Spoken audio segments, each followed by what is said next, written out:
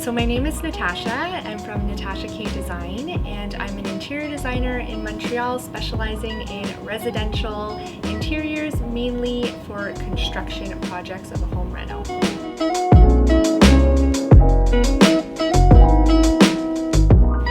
So I would say probably my earliest recollection was around 7 years old. I had a passion for design and decor, and that was through visiting model homes with my father.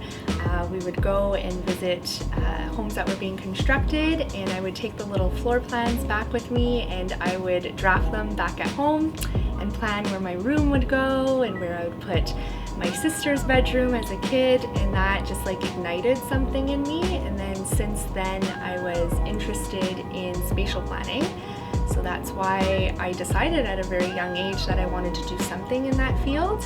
And as I got older, I found out about the career of interior design, where it kind of fuses some construction with decor elements, and then I felt like that was the perfect match, and I haven't looked back since. So then you founded the company? I founded the company 8 years ago, and that was one of the best decisions I made, was to start my own company. I was working for a firm prior to that, and I decided to focus more on the construction aspect of design. So for clients that were looking to do whole home renovation projects, so gutting it from studs and making a space that meets their needs and make sure that it's something that's relatively timeless, that doesn't outdate as the trends progress. So that's how my company was founded, and it's been growing since, and I'm a one-woman show at the moment.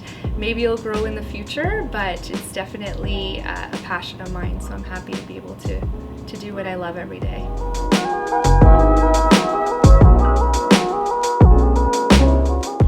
So what I find that appeals to me in construction is that you're taking such a preliminary vision and making it come to life. So it's the foundation, in my opinion, to a successful design. So you always have to start with the spatial planning. So that's making sure that it meets the specific needs of the family that lives in that environment, that you're maximizing on storage and efficiency, and that it's meeting modern day needs. So homes that were built over 100 years ago do not meet the needs that we have in modern day life. So that's what appeals to me the most, is that you're bringing 2021 visions and goals and bringing a nice taste from the past through certain architectural elements that the home might have and fusing the two together. So that's what I love the most about the construction aspect, fusing with design.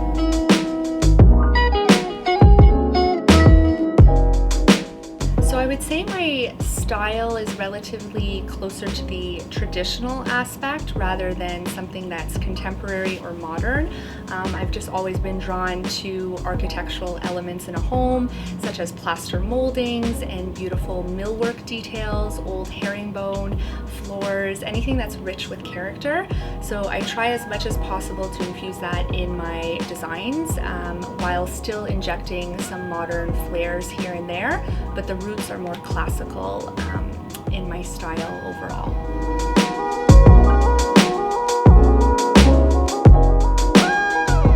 So I would say, if you're looking to invest in a few key transitional pieces in your home, it's to look at elements that are relatively easy to swap as styles change or needs of a family change as the years progress.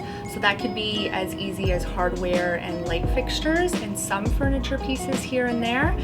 But lighting is a great way to add a fun pop to a space, enjoying it for a few years, and then if you ever tire of it or you want to change it down the road, it's a relatively cost-effective way to do so, as well as hardware. Hardware is something that We're seeing right now that brass is very much in, not 80s brass, but current brushed brass, and it's beautiful, and we're seeing it in hardware and fixtures and furniture pieces and beautiful accessories. But that is an easy way, I feel, to add a more, let's say, trendy aspect to a project, still within a classic or transitional environment without breaking the bank.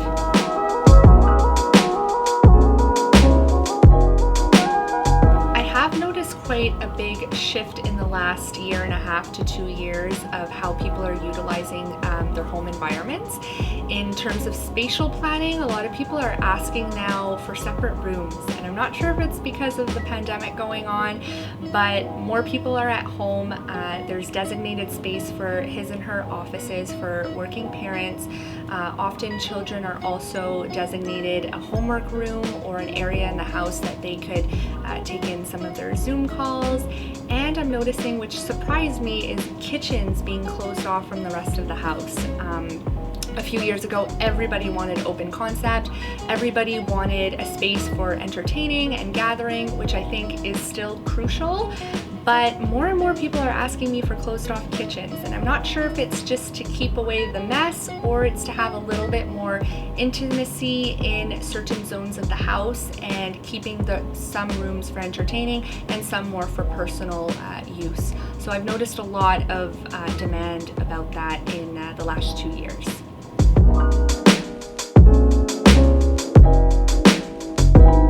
So there's a few ways, if you're not planning to do an entire gut job of a house, which can tend to be quite costly, there is a more budget-friendly way through furniture pieces. So that could just be the spatial layout of a room and dividing it in certain zones. So having, for instance, a family room, having a reading zone, having a play zone for the kids, having a TV zone.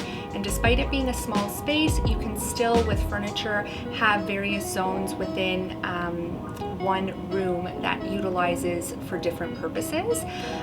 You can bring that in through bookcases, as well as some visual dividers, as well as curtains. That can go a long way. And then if you're willing to spend a little bit more, but not necessarily do, again, the construction aspect, it's getting in a custom millwork company. So what that means is that it's anybody that does cabinetry, and I'm all for organization and making sure every zone in a house is well utilized. So for instance, if we go back to the family room example, it could be a nook in the corner that's designated for a homework station. And then on the other side of a fireplace, it could be another piece that's built in that's maybe designated as a computer station or a working zone with a library above. So those are ways to maximize on storage and efficiency, and it's an investment in the house without having to tear down any walls.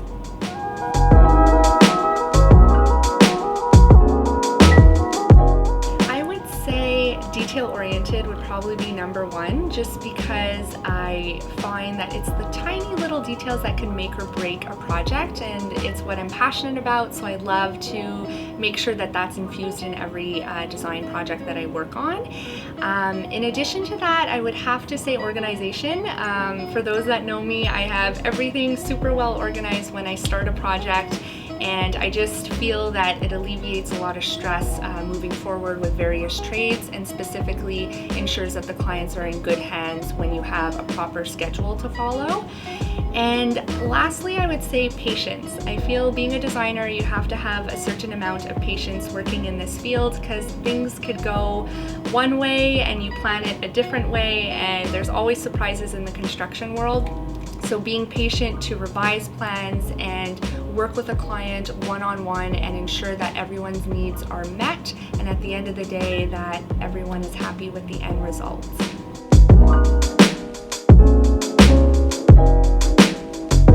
I would say, so there's numerous projects that are favorites of mine, but probably the most rewarding ones are seeing the reactions of people that live in the house, obviously coming in and being surprised by the end result. And that the best comment I get is when they tell me, is this really mine? Do I get to live in here? And that just makes my day, because I see that they're happy in their space and they feel that they're in a well-organized environment that reflects their lifestyle and overall their needs. and getting, you know, the emails a few years later saying that they're still enjoying their space as is, and going back to their house for another project and seeing the space hasn't been touched and they kept all the accessories exactly where I placed them, it makes my day. So knowing that they're happy makes me happy, and it means my job was well done.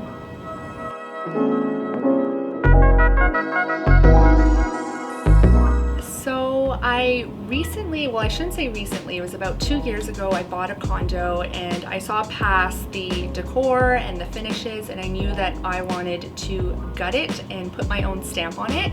So I did finish that a few months ago, and I was able to put my own flair, and the goal is to get the next one. So now that that one's done, put it on the market and find another gem that needs some TLC.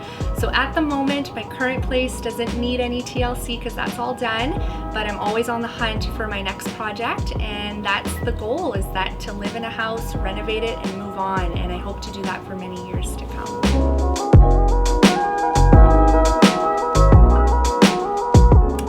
What union means to me is to come into a store environment where you're welcomed. So there's always friendly staff here and they're willing to help. They're up to date with the latest trends. They carry some brands that I absolutely adore that have refined finishing and detail. What I also love about Union is that they have a section designated to hardware and mirrors. So what's nice about that is that it creates a one-stop shop environment. So if you're coming here with clients and you want to show multiple things at once, it's a great hub for that, as well as keeping up with the latest trends and styles, which are great to incorporate in clients that are willing to take a little bit more of an adventurous take on their projects. So I'd say Union really helps facilitate different styles and looks and helps bring it all together, making my job as a designer a lot easier.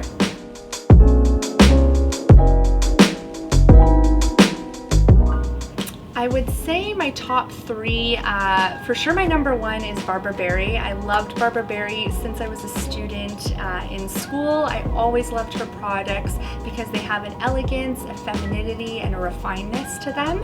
So she has a beautiful tapered light fixture that I feel is simplistic in lines. It could be used above an island, it could be incorporated in a beautiful long hallway, or even above a dining table. The other one that I love is from Susan Kassler. It's a little bit more outside the box since I do traditional fixtures mainly, but I love the fact that it came with a milky glass and a clear glass. It comes in various sizings, so depending where you're putting it in your house. And the exposed chain is absolutely beautiful. The way the light shines off of it, I found it gave it a beautiful elegance. And then the other fixture that I adore, it's an ultimate classic of mine. I love it on top of an island, especially if it's like a beautiful marble top. It's the Chapman and Myers pendant fixtures. I personally like it in the brass finish and the polished nickel. I think they're timeless, they're stunning, and I would see it in a baker's home. It gives me that like almost Christmas movie kitchen vibe that you see often in the holiday movie specials, and I feel like it would look gorgeous in a kitchen.